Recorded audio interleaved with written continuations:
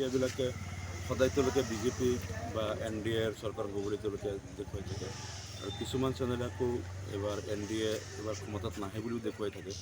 গতিকে প্ৰত্যেক চেনেলবিলাকে নিজে নিজৰ পক্ষৰ মানে তেওঁলোকে যাক সমৰ্থন কৰে তেনেকেই এক্সাম্পল দিয়ে। যিয়ে নহওক এতিয়া আৰু একদিনৰ কাৰণে ইয়াত আমি মতামত দিব বিচৰা নাই। কাইলৈ যিহেতু কাউণ্টিং হ'বই, সমগ্ৰ ভাৰতৰ মানুহে গম পাব কোনে চৰকাৰ কৰিব, কাৰ মেজৰিটি হ'ব। গতিকে আমি নগাঁও লোকসভা সমষ্টিত আমি আশাবাদী ইয়াত এটা তিনিকোণীয়া কণ্টেষ্ট হ'ব আৰু তীব্ৰ প্ৰতিদ্বন্দ্বিতা হ'ব আৰু শেষ মূৰকত আমি আশাবাদী আমি জয়লাভ কৰিব পাৰিম বুলি। আপুনি যিহেতু সাংসদ হৈ ওলাব যদি পিছত কথাটো হ'ল সাংসদ হিচাপে আমাৰ নগাঁও আৰু কলিয়াবৰ লোকসভা সমষ্টিৰ পৰা আমি যোৱা ৭৫ বছৰত বহুত সাংসদ আমি পঠিয়ালোঁ। কিন্তু আমাৰ মানুহৰ যিবিলাক সমস্যা, যেনেকৈ আমাৰ মাইনৰিটি মানুহ ইয়াত বেছি আছে, মাইনৰিটি মানুহৰ ইয়াত যিমান তেওঁলোকৰ মানে ডি ভোটাৰ সমস্যা হওক, এন আৰ চিৰ সমস্যা, নদীৰ গৰাখহনীয়াৰ সমস্যা, চৰ চাপৰি মানুহৰ পট্টাৰ সমস্যা, উচ্ছেদৰ সমস্যা, এই কথাবিলাক কোনো সাংসদে কোনোদিন দিল্লীত উত্থাপন নকৰে। গৌৰৱ গগৈ হওক, প্ৰদ্যুৎ বৰদলৈ হওক, তাৰ আগতে ৰাজেন গগৈ, দীপ গগৈ, চবকে আমি চাইছোঁ। মুছলমানৰ কোনো সমস্যা লৈ তেওঁলোকে দিল্লীৰ সংসদত কোনোদিন এটা মাতো নামাতে।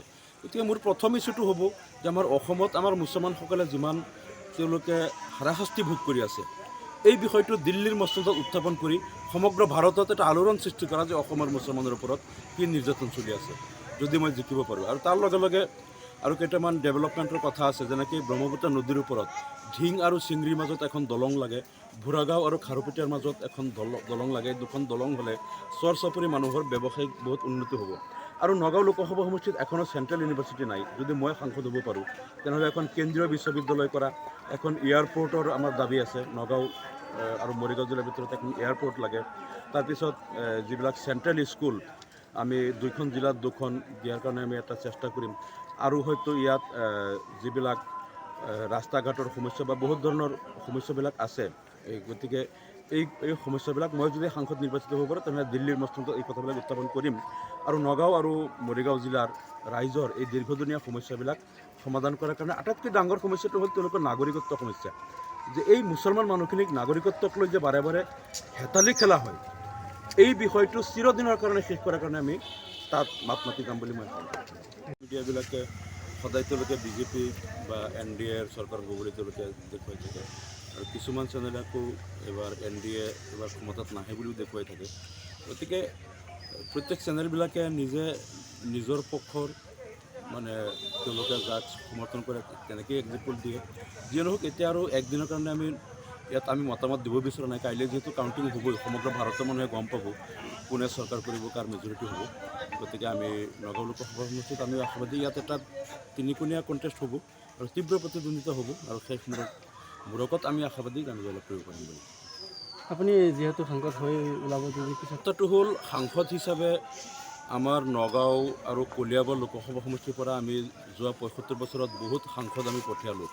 কিন্তু আমাৰ মানুহৰ যিবিলাক সমস্যা, যেনেকৈ আমাৰ মাইনৰিটি মানুহ ইয়াত বেছি আছে, মাইনৰিটি মানুহৰ ইয়াত যিমান তেওঁলোকৰ মানে ডি ভোটাৰ সমস্যা হওক, এন আৰ চিৰ সমস্যা, নদীৰ গৰাখহনীয়াৰ সমস্যা, চৰ চাপৰি মানুহৰ পট্টাৰ সমস্যা, উচ্ছেদৰ সমস্যা, এই কথাবিলাক কোনো সাংসদে কোনোদিন দিল্লীত উত্থাপন নকৰে। গৌৰৱ গগৈ হওক, প্ৰদ্যুৎ বৰদলৈ হওক, তাৰ আগতে ৰাজেন গগৈ, দীপ গগৈ, চবকে আমি চাইছোঁ।